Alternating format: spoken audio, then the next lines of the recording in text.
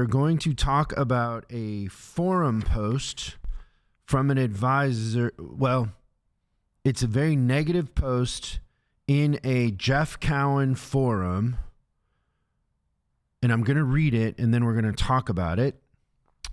That will be a lot of fun. We have a question from the Service Drive Academy that we thought we would answer here on this show. So if you're not familiar with the Academy, every other week we get on and we teach how to, maximize your potential in fixed ops. We've been going over the kind of financials recently. Last week, Hogie went over mindset. What are you doing next week, Hogie? Oklahoma Smoke Show? We're doing systems, the importance of a system, and kind of outlining, letting everybody do an exercise where they outline what the overview of their system would be.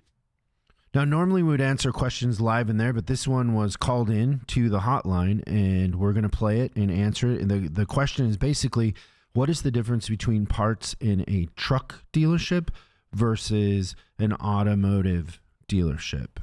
And there's some big differences. It's going to be a great conversation. Great question. Yeah, really good question. We thought it would be better for the whole world, even though I think the intention was that it would be in the Academy that we answered it, and much, much more. So I'm Chris Collins. You just heard from Smoke Show, Oklahoma Smoke Show, Hogie, and then Adam Cray here is in beautiful Florida on vacation. We wanted him to be on the beach when he did this, but it was too noisy. So he's inside. Are you in an Airbnb? Yes, we rented a house. So I'm actually in one of the bungalows for the kids. So I commandeered it for now. Almost nap time. So last week we were all together in Indiana having a blast working. We're doing a pilot in a heavy duty truck group. And there was a lot of drama leading up to this vacation for Adam. And it feels like there's no drama now that you're there. Feels like pretty it's mellow. Climactic, I think, right? You hit that climax and now you're just here and whatever happens, happens, right? It's the laundry list of things to bring and stack into a trailer, which was not a part of. I was able to skate out of that because we were all together in Indiana. But it's funny. So some of you flew down and some drove down, right? Am I getting that right? And there was drama about that. How many adults in the house? 7. How many kids? 8. Yeah, it's what, 4, 5, 4. Yeah. 4. So one thing that is funny is I won't stay in an Airbnb with our team. I want to stay in. I want to have my own room, my own bathroom. I don't want to wait for Adam to get done with his hour-long shower. Yeah, where he uses all the hot water. Or, I just don't. I realized very early on when I was a kid. So when I was I think I was 18, I moved into a house with my band. We had a band house. We all lived together in a house. And I figured out very quickly I don't like roommates. They would eat I was the only one in the band that had a full-time job because I was a porter at a car dealership. I had money. They didn't have money clearly because they didn't work. And so they would eat all my food. They would go, they would go in my bedroom with, it was just a disaster. And so it comes up all the time like, hey, could we stay at an Airbnb in this city when I'm tagging along? And I'm always like, you guys can, but I'm staying at the hotel. And so it would be a nightmare for me, Adam, to be 7 adults in an Airbnb. The kids probably are more fun, but the adults would be the problem. What sort of things you had a bottle of whiskey there. What sort of events have happened so far? I can't hear Adam. He's muted. Uh-oh. Can you hear him, Hogie? Oh, go ahead, Adam. Yes. So we had a fish boil last night. Fish boil? Yep, fish boil. So we get crab, bunch of seafood, and you know me and seafood. I'm okay, take it or leave it kind of guy. So we had some of that with corn, potatoes. It was really good though. I think the corn takes that Creole spice and just like locks it in. So like it's just awesome. But we've done that. We went golfing yesterday. What'd you shoot? In the middle. We did best ball. So Oh. I always team up with my father-in-law, and we beat my two brother-in-law. So this would be the first win many times of golfing. So that was good. But we shot I think 9 over par overall, so that wasn't too bad. Had a few decent shots, just enough to keep you going. But I'd say overall it's been a decent vacation. We're still through midway of the week. We're actually having this. We started this last year. A drink. Whoever can have the best drink, and there's a rating scale to it. So it's a little drink competition. So we haven't gone yet, but I think ours is going to be a some sort of mojito. Because I tried that one. What's that one cosmopolitan drink that we have? And that went horrible last year. So that was definitely not a choice. So we got this year, but thus far it's been good. It's been really hot. Does Bob participate in the drink competition? He did last year. Bob this year, he's like, I'm out. Adam's father-in-law who makes the incredible beef or so deer like jerky. I just feel like Ryan, yeah. If he can put the jerky together, if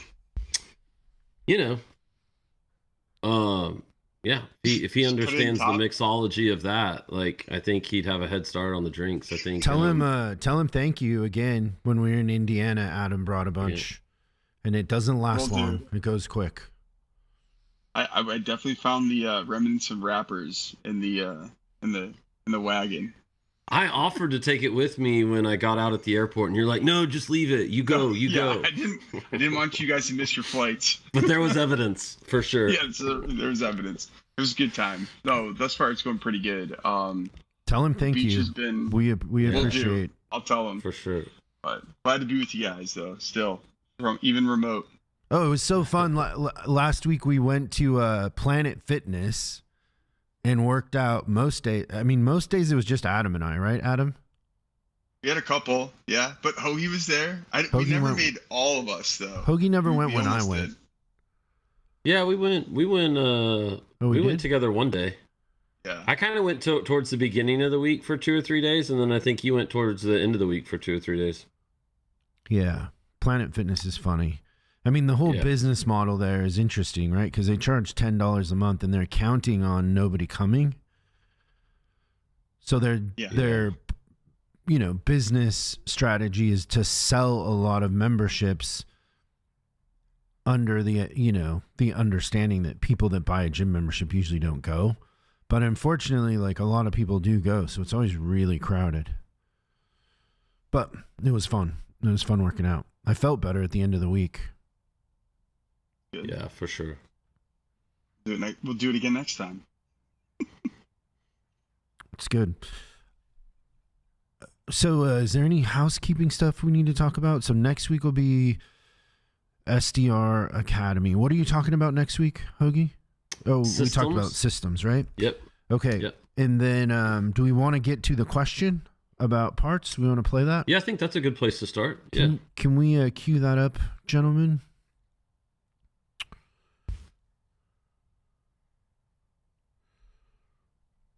You get anybody watching the Fauci testimony from the Congress? Hogie, have you seen any of that? Yes, I plead the fifth. Yeah. You know, the thing that I hate about that, and I don't care what political side you fall on. What was that? Oh, that's the question. Okay, start it again, Kosh. I'm calling because I have a question about the similarities and differences between the parts department and the parts operation in a car dealership versus the trucking business. I have my in-laws, kind of family friends, own a trucking company. And they're having some issues with their parts department that they told me about. I'm the parts director for my auto group, and so I'm wanting to help them. I suggested they look into you guys because I think you guys are really good at what you do. But in the meantime, I don't know how actively they're going to do that. So I was also going to look at it myself.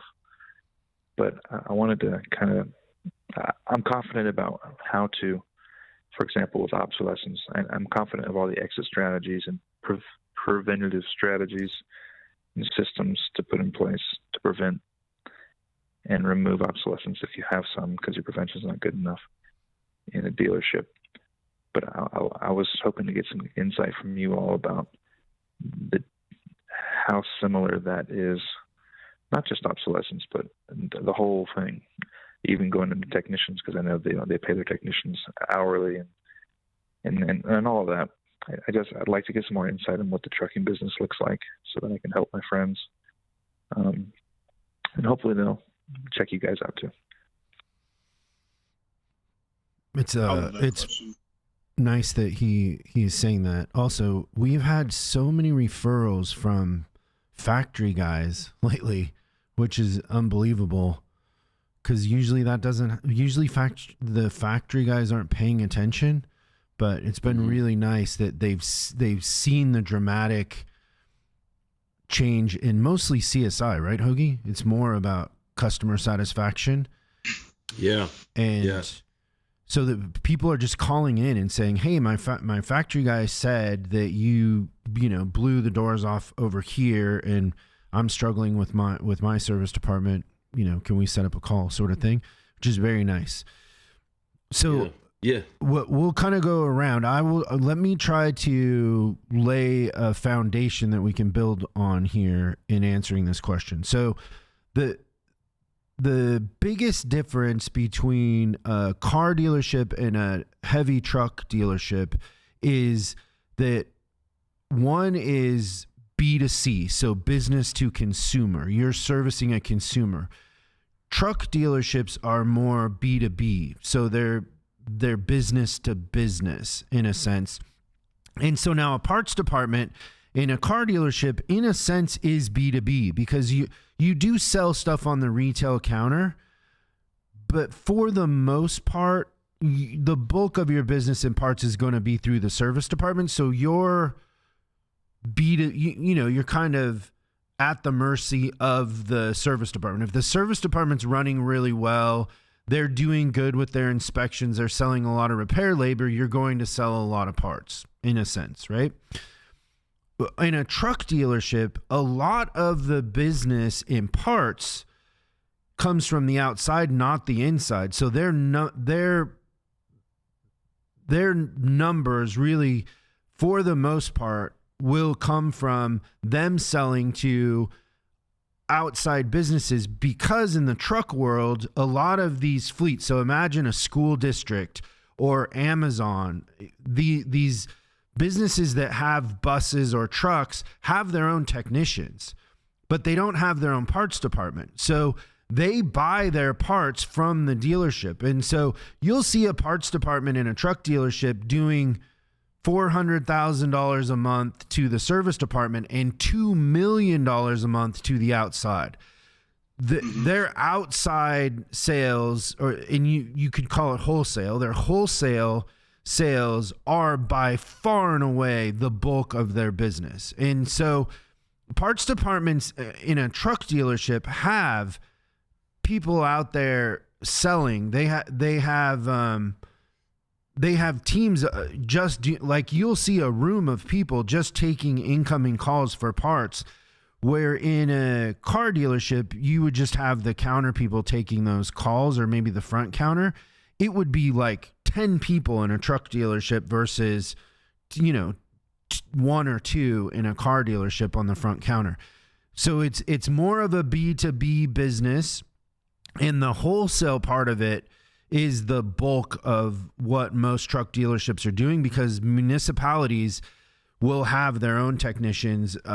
All sorts of fleets have their own techs, and they're buying the parts from the dealership. And then you also have more competition in a sense, because there's other, vendors out there that will sell parts to them. So it's all about the service. It's about delivering, and inventory. So the inventories will be much higher in a truck dealership also, because they have to have it in order to sell it.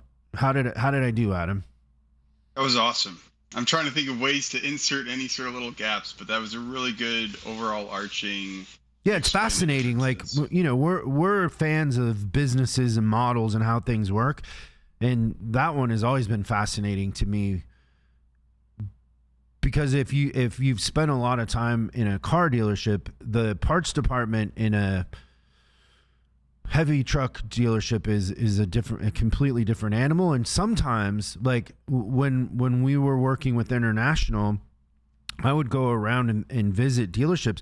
There would be dealerships that didn't even have a drive. Like, they were like a warehouse, and the parts would be functioning in cubicles with totally disconnected from the dealership. And they were doing huge numbers, like humongous numbers, like 4 million. Like, I'm trying to think of there's one dealer that I know of in the Midwest that was doing like $2 million a month in parts wholesaling, because he would buy a lot of the parts from the pallets, truckloads, from the manufacturers of the parts. So he'd go to Bosch and he'd say, hey, these alternators for Suburbans, whatever you have left over after you fulfill Chevy's order, I'll buy those. And he would buy the overruns, I think they're called. And he was doing huge numbers. But that's the only time I've ever experienced on the car side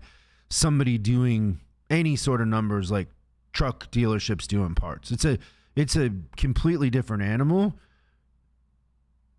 And the margins are a different thing too, because the margins are very competitive. It's a harder game.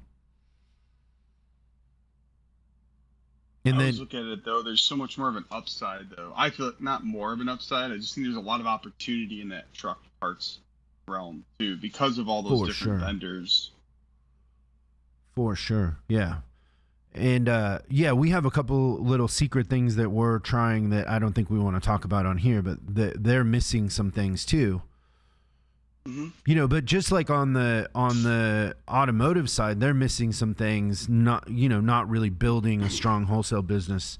So we could learn from each other. What would you guys say about how to avoid obsolescence on the truck side? Keeping track of lost sales.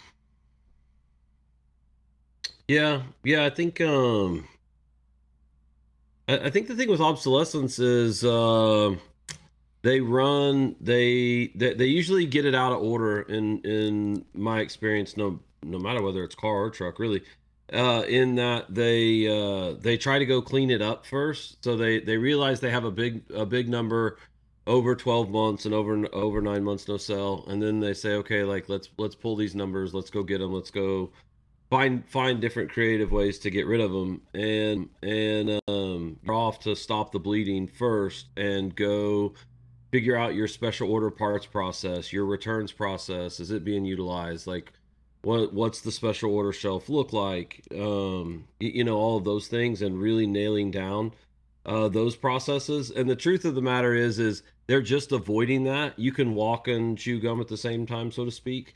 You can do both of them at the same time. It's just the processes of, it's a lot of conversations with a lot of people. Like, if we looked at if you go take a sample size of obsolescence and look at what's in there, you're going to find techs returning stuff that they didn't need, that they, the classic, oh, I got it just in case. And then diagnosis, hey, we tried all these different things. Maybe even the tech line told us to get one of these and we're trying it, or whatever the thing is. And they, they end up returning it. So with obsolescence, I think you got to stop the bleeding and figure out, like, what is your special order parts process? Are you allowing people to order special orders without prepaying? And if so, what are those contingencies? Are you allowing techs to order stuff just in case? And if so, what are those contingencies? And then the same thing Prepaying with, is way more common on the truck side than on the automotive side. yeah. So it's just it's those things, but I don't think you have to take a very big sample size. And some places, depending on their setup, their obsolescence comes, may come from a different place, but it's usually just like one of three things. And it doesn't usually take a very big sample size of your obsolescence to figure out what it is. But then you got to go have conversations with, whether a lot of it's coming internally from your own shop or from outside customers. Are we letting people order and return? And then just sitting down and deciding what the processes are going to be. For whatever reason, people like to go clean it up and avoid cleaning up their process on that side of it. And then as soon as you get it cleaned up, you have that same amount in obsolescence all over again because you didn't stop the bleeding. I like that, Hogie, because there's one thing that I saw a lot. One of the pieces that you made is the specialty ordered parts. Going through a bunch of those orders, and what was the last recent one that I did was a back parts counter had shelving, and they didn't go through all the orders that they had on the shelves. And when they started doing it, it was over 6 months. And then going back to the RO was closed, and the part was just there, so nobody goes back and restocks it, and they didn't have a system in place to go do the prepay. So they were just stuck with the part. And then, we'll sell it to the next one. And then they just kind of forgot it. And then when they go do an annual inventory, knowing that they have all these obsolescence parts. So I'd like to double down on the system that you just said, but also knowing where, like, that's kind of what Chris was just saying a little bit ago on all these different vendors. So if they go to these other different vendors and have these special ordered parts, but they can't get it from the factory, now you've got two other different issues there, right? Because it all comes together, because it's easier to kind of track it with an RO attached to it. Not necessarily that easy to attach it when it's just a outside vendor that we wanted to have a special ordered part and didn't put somebody else on the hook on it. So you're 100% right on got to get back in those processes and reviewing those on, what would you say, Hogie? Is it a monthly basis that you're reviewing those specialty ordered parts that are missed, or what? Yeah, probably. And I think getting everybody on the same page also and agreeing on what it is and why, because it's the bigger conversation with that is how much all the departments affect each other. And for a lot of if you have a big wholesale business, whoever your biggest customer is, whether it's wholesale or the shop internally, your ability to serve them is dependent on those processes being good. And a lot of times we think we're not holding people's feet to the fire on adhering to those processes and what they can return and what they can't and all that stuff. But if it makes your obsolescence higher, your first time fill rate's going to go way down, and your ability to serve those clients, it really inhibits that ability. So it really is a situation of like, help me help you. So there's a bigger conversation there also. But but it's very similar to automotive. It's not different for that. Like, you got to be on it. You got to look at it every month. All the processes, it's the same. It's just on the truck side, there's just more. There's more parts. The dollar signs to it can be very expensive too. Maybe a little bit more too. Yeah, the average part is going to be way higher. Mm-hmm. Yeah, it's good. Great question. Yeah. Okay, so now let's get into this. This advisor hates me, and setting this up. So this is something that was sent to me that is in a forum on Facebook. I'm not in the forum. I'm not even on Facebook. If you interact with us on Facebook, it's our team. It's not me. So I'm not super familiar with this and how this works, but it's a forum ran by Jeff Cowan. So Jeff Cowan's people he has this forum that is for service advisors. And I will say, like, my relationship with Jeff Cowan has always been very cordial. I have invited him to stuff. I've always been of the opinion that working together and collaborating is better for the industry. I don't think that we even really step on each other's toes with what we offer, because we're not at the heart of what we do. We're not training. We're not advisor training. We're fixing the business, and we will train the advisors in that process. But we don't compete one-on-one with just, if somebody calls us and they just want advisor training, we don't do it. Like, we've talked about that for a long time of, that's a stream of revenue we're missing, not just doing advisor training.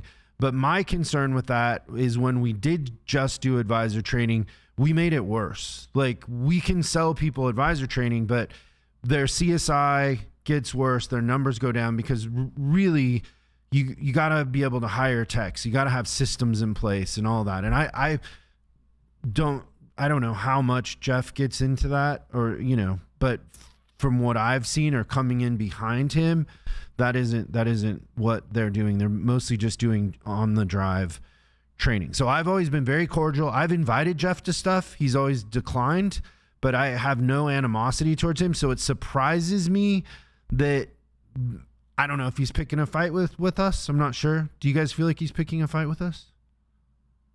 I don't know. There's it seemed like when I first read this, I thought it was real, and then the more we dig into it, it's completely fake. So this person who posted this doesn't have a real profile. They're not a real person. Yeah. Second of all, the things that they say in here aren't true. Like, we maybe we launch 2 clients a month at the most. We're very familiar with the clients that we're launching and what is going on in those stores. And I think when we first, this was only brought to my attention this week, but I think, did you see it last week, Hogie? When was it brought to your attention? Yeah, I think I saw it. I think I saw it last week for the first time. And so the one store that you thought it could be, you called the general manager, and he's like, "There's no way, none of this applies." And so it's a fiction of imagination. But I will read it to everybody, and then we can kind of go through it. I originally wanted to address this like it was real, because there are some things in here that I think advisors could benefit from understanding why we do things the way that we do. And yeah, that's fair. Yeah, I think it's good. But then there's other parts of this that are just a complete fabrication. So, and now that I know that it's fake, I read it completely different than I did originally thinking it was real, because you can kind of tell it's fake. But so it says, Chris Collins ... is the subject line. My dealership just started using Chris Collins consultant guy. I've heard of him, and no, I never read his book. But here's the changes since implemented. Every tech now flat rate. 4 good techs walked out because of it. Okay, so I'm not aware of any automotive dealership that we've gone into where the techs aren't flat rate. On the truck, it's very common for them not to be flat rate. Oh, there's something weird. But we haven't gotten there. There's something we weird haven't done that going on with the sound. Yeah, crazy stuff with the sound. Keeps doing that. It's weird. Okay, so there are no clients that we have where the techs weren't already flat rate, and we have no dealerships where 4 techs have walked out, let alone 1 or 2 in, I don't know, this year for sure. So that's a complete fabrication. And it's interesting that would be the thing that they would say, right? Because you would be if techs were walking out, that would be a big deal. The other part of this is there's no client that we've gone in that we're not adding techs also. Yeah. So it's just a complete fabrication. Then it says menu items messed with, flagged, flat rate hours dropped, and labor went up. Techs getting screwed. Customers are really noticing price increases. Aggressive parts price matrix in place. Labor grid pricing. Pushing wallet flushes heavily and charging way more than they are worth, to the point I'm not comfortable selling them. And yeah, if it was my mother, I'd tell her to take it elsewhere for same service. And so just unpacking that, I say in all of our advisor training that if you wouldn't sell it to your mother, don't sell it, right? Because, that's what I believe. If we're going to debate the value of maintenance, which would be a hard thing for anybody to disagree with, that maintenance isn't a good idea. We don't want to sell people things that they don't need, and we don't want to play with the intervals to the point that it doesn't benefit the customer. And so the mom thing is an analogy that I use. Clearly they're aware of that, even though they've never read my book. Somehow they're aware of that, which is kind of funny. Yes, Pete. We never put in an aggressive parts matrix anywhere. That doesn't happen. The labor grids, sometimes we put in a labor grid, but the bigger point here is that if you're a service advisor and we come into your dealership and we change the pricing, the reason why we're changing the pricing is because your service department is losing money with your old pricing. And we're right sizing, like water has to find even ground. We're right sizing the pricing so the service department is profitable in what they sell. A lot of times when we go in, things haven't changed. I mean, literally we'll have service departments where the pricing is the same as it was in the 90s. Like we're paying the techs more, we're in a new building, rent, all kinds of things have changed, but our pricing hasn't changed. And so we figure out where our break-even point is on selling an hour of labor, and we fix the pricing. Now we do that with the leadership. We walk them through them and kind of train them on that. But there are times when the pricing is out of whack. Now, if you're a service advisor in a service department working for someone who's losing money and you're okay with that, I would really question your integrity and just the idea of entitlement. Like you're so entitled that you think that the dealership doesn't have the right to be profitable, and your role is to ensure that the dealership is profitable, right? Like that doesn't even make logical sense that you would work for somebody and not want them to be profitable. And demonstrate the value to the customer. I mean, it's the whole reason you're there as a service advisor. So if a real service advisor wrote this, which clearly they didn't, I would encourage you to try to understand the business and understand why the pricing is the way it is versus, but this is a complete fabrication. And then it says, I don't know, I'm ready to start looking elsewhere, but I know the grass isn't always greener on the other side. It's just hard working at a dealership for so many years and developing trustworthy relationships with customers. And now I seriously feel like we're getting ripped off. I'm doing my best to look at the business perspective, but the whole thing just feels unethical. That is the funniest thing to me, is like whenever in politics or any sort of debate with people that understand, psychology, is if you can't beat somebody on the facts, then challenge it with ethics, right? Yeah. So make it about ethics. And the contradiction here is, that I say don't sell it if you wouldn't sell it to your mother, and then you're still, making it about ethics. Boys, is there something going on with the sound? Because I keep getting peaks and valleys and it's cutting out. Can you guys hear me okay? We can hear you good. Yeah, I can now. There was a bunch of background stuff at some point, but I got you now. Is there something we need to fix? Because I'd rather just fix it and keep going even though we're live. Super distracting. Okay, so it's kind of funny, right? That they're talking about don't sell it if it was your mom, but yeah, I don't know. The more that Jeff Cowan's picking a fight with us, isn't he? Could be. I don't know if there's much of a fight. I really. Well, if this was a real, if this was, it's doing it again. Jeez Louise. Yeah, I don't know what it is. It's gotten bigger. It's just yeah. It's like I'm getting punched in the kidney slowly with frequency. I plead the fifth. Yeah, but, I have these in-ear things on, so it really hurts my ears.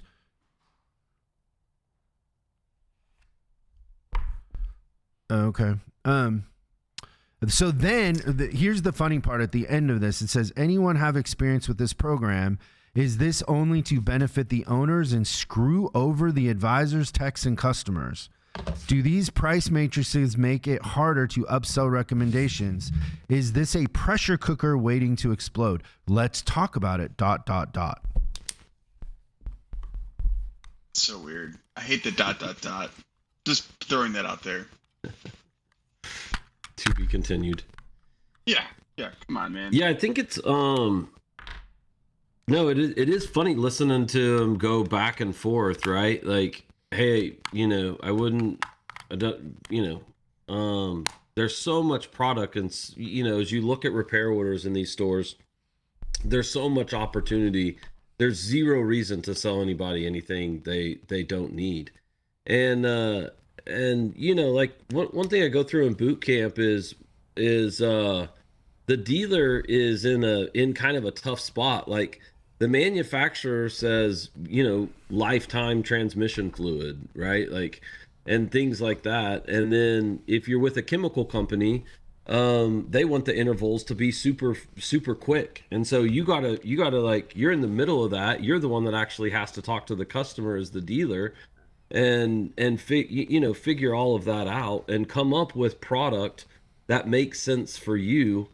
And then to your point, Chris, like, then we have to have product that we can offer that is profitable. And I think that's where a lot of the communication breaks down is, I can't tell you how many advisors I've told that the department's not profitable and they don't believe it. They're like, what? That doesn't make any sense. Like, you see all the money, all they see is those big tickets going through there. And to think that the department only makes a little bit of money for every hour that they sell, or possibly even losing money. But yeah, it is funny. Like, they say, well, I'm trying to see the business side of it, but they're just kind of going back and forth. So yeah, it's great writing too when it says, anyone have experience with this program? Is this only to benefit the owners and screw over the advisors, techs, and customers? Like, building a wall between ownership and everybody, like, that the owners don't care about their employees and that the customers aren't the one driving all of this. If the customers aren't happy, we don't have anything. Like, yeah, for the most part, our intention when we go in is that the advisors and techs are having more fun, that then is contagious to the customers. But the customers drive everything. So, yeah. It's okay. So back to, do we think Jeff Cowan's picking a fight with us? You guys didn't say. I don't think so. I think it's clearly a fabrication. By the way, Alpha Dog 739 is the person's profile, which is blank, right? Is it blank, Hogie? Yeah. Yeah. So it's a blank profile. It's not even a real person. Yeah. It's AI. Is it like? I don't think this is written by AI. This is clearly a person who is semi-familiar with our program.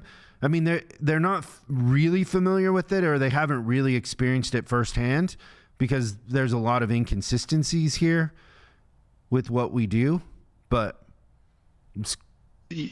what's interesting, though, I know whether there's a fight or not, we're very intentional in educating people in what we're trying to drive as far as a desired outcome for our clients. That's what I think is just very contradictory to that.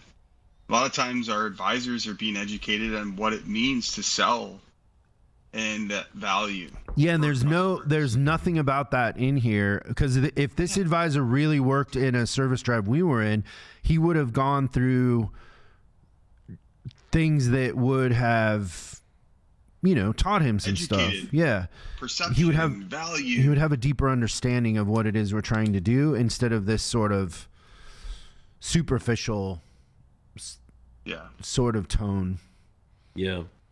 Well, and the ones that, if there was an advisor I've seen in, taking our program to hundreds of stores over the years, the ones that sometimes default to kind of Charlie Brown comments like this are the ones that don't have a belief in customer service or that they can control it, and so they don't want to buy into the systems and methods that get those outcomes.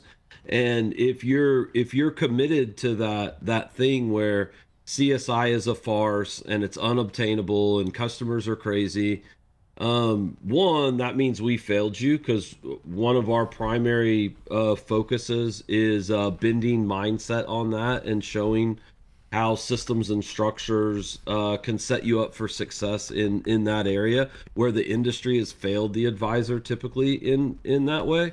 And then we're doing that and gamification and a couple of other things where I just don't see it where they also don't talk about the games in here.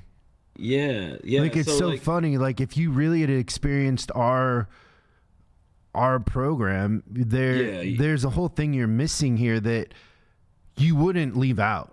Like, there's no way you would leave that out, right? Yeah. Even if you made fun of it, you wouldn't leave it out. Yeah. I think he's trying to pick a fight with us. I think this is a deliberate attack, and shots fired. This is how we're gonna fight back. This is how we're gonna get Jeff Cowan back. Are you guys ready? Yeah. We're just gonna keep doing what we do. That's it. I don't think it's good for the industry for us to be fighting with anybody. And we're not perfect. We're always trying to get better. Yeah. And these sort of attacks surprise me. It's kind of lowbrow. It's punching down in a lot of ways for us to go on the attack. It would be punching down. I don't know. Yeah. That's how I feel. Like, there's so many. Yeah. No. I don't feel good about myself when I inflict pain on others. It's not my deal. Mm-hmm. Yeah. And like I said, I've tried to collaborate with Jeff a couple times and he's just not into it, and that's okay. Yeah. I don't care. Yeah. I've invited him out too. I know he likes wine, so I've invited him out to dinner.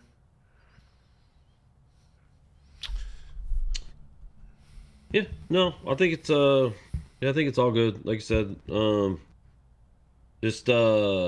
mean, we do what we do, and there's the other thing, you kind of mentioning that, because you say that to the team from time to time, like, hey, yeah, no, I understand that's the case, but like, that's not us. That's, the punching down thing, because there's the industry affords us plenty of opportunities in the marketplace to kind of punch down, if you will.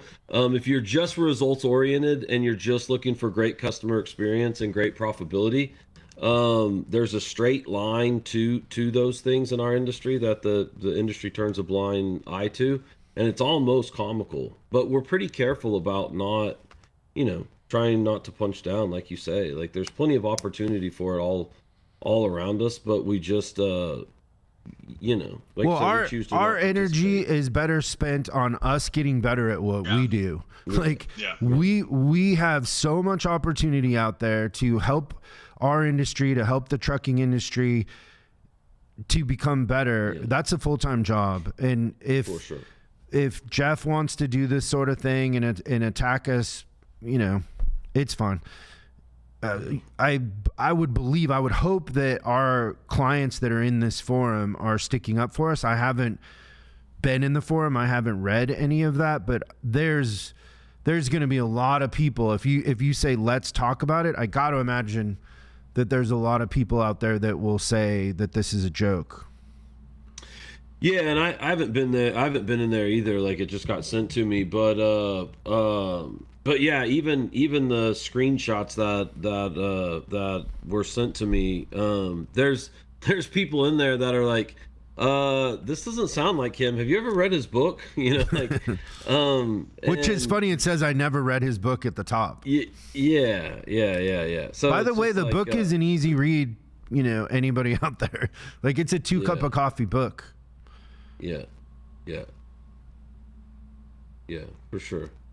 But yeah, no, it was it's kind of interesting, but the backside of that is too, whether it's fake or real or whatever, like, I don't know. I think everybody understands too. There's just there's some keyboard warriors, and most of them are Charlie Browns who, instead of spending their time focusing on how to make themselves better and all the opportunity, get in there to where they have a echo chamber of some sort. But